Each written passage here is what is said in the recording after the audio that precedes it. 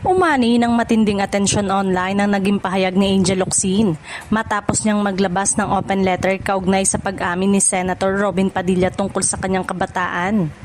Ang deklarasyon ni Robin ay mabilis na naging usap-usapan sa social media.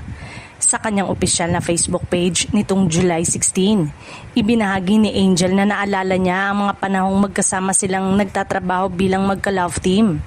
Ayon sa aktres, madalas noon ikinento ni Robin ang kanyang karanasan noon dahil sa paniniwala nitong ipinaglalaban niya ang bayan.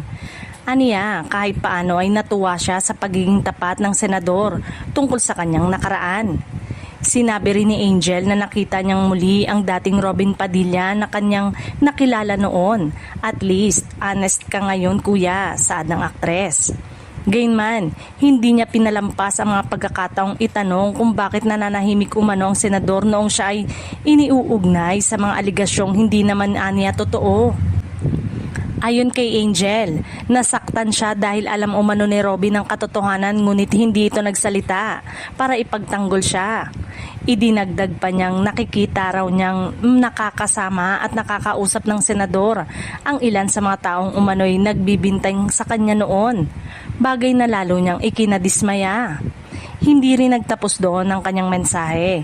Direkta ring question ni Angel ang naging paninindigan ni Robin sa ilang isyong pambansa, kabilang ang hayagang pagsuporta nito kay Apollo Kibuloy.